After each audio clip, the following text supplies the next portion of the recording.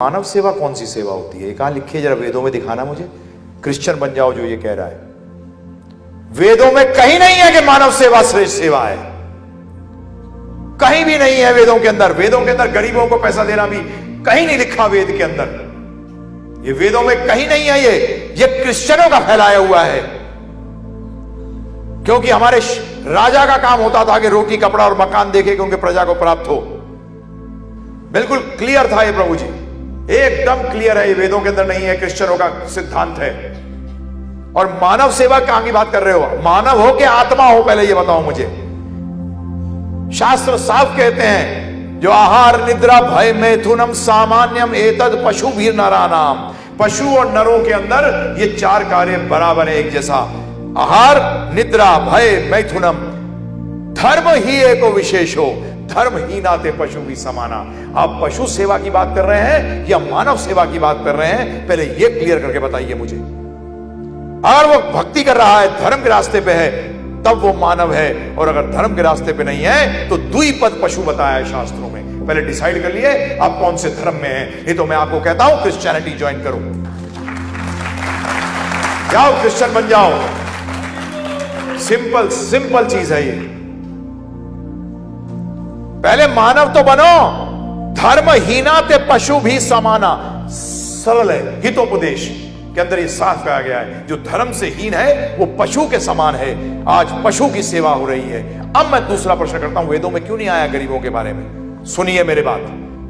हम कर्म मानते हैं कि पुनर्जन्म है। अगर आप पुनर्जन्म नहीं मानते, फिर मैं आपको कहता हूं या तो मुसलमान बन जाओ या क्रिश्चियन बन जाओ। अब हिंदू नहीं हो। हिंदू वही व्यक्ति होता है जो पुनर्जन्म में विश्वास करता है। हम तो ये तक कह दिए, हमने एक बार हमने मोदी प्रभु कह दिया था कि शमशान में पहले चेक किया करो, अगर चुटिया नहीं है तो उसको मत आने देना अंदर, उस लाश को बाहर फेंक दो उठाकर।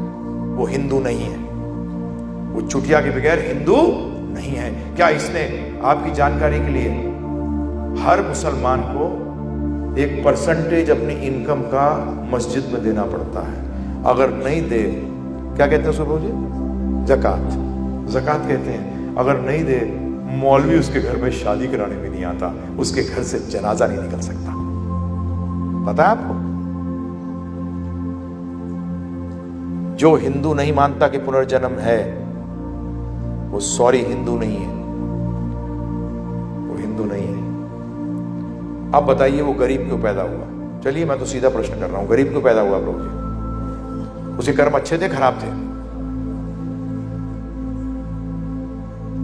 आपका काम उसके साथ क्या है पता है?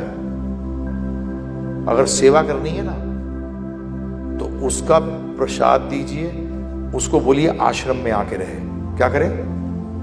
हमारे गुरु महाराज श्री प्रभुपाद ने 75 की बात कर रहा हूं, क्रॉस मैदान बंबई के अंदर लेक्चर दिया था और यही प्रश्न उठा गया था कि आप गरीबों के लिए क्या कर रहे हैं? तो प्रभुपाद जी ने कहा था, मैं सारे भिखारियों को अपने मंदिर में बुलाता हूं, परंतु उनको हमारी तरह जीवन जीना पड़ेगा। रात को 10 बजे सोएंगे, सुबह 3:30 बजे उठेंगे और पूरे दिन सेवा करेंगे। एक नहीं आया प्रभु जी, एक नहीं आया, एक नहीं आया। बनाइए आश्रम, लाइए इनको और सेवा में लगाइए। कर सकते हैं? कौन सी सेवा की बात करते हैं आप? अरे क्रिश्चियन हमसे यहां तेज हैं, जब सेवा करते हैं तो बोलते हैं बेटा क्रिश्चियन बनना पड़ेगा। क्या बनना पड़ेगा? मैं इधर मदर टेरेसा के अगेंस्ट नहीं हूं, परंतु मदर टेरेसा का पूरा प्रोग्राम ही यही था कि वो सेवा करती थी और क्रिश्चियन बनाती थी।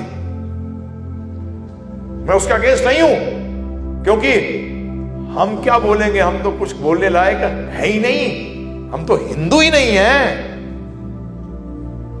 पहले सिद्धांत समझो, जो धर्म हीना है वो पशु में। जब ही ध्यान रखिएगा, ये क्रिश्चियन बनाते थे वो सही था, क्योंकि मनुष्य बन गया। क्या बन गया प्रभु जी? धर्म पालन करना शुरू कर दिया उसने।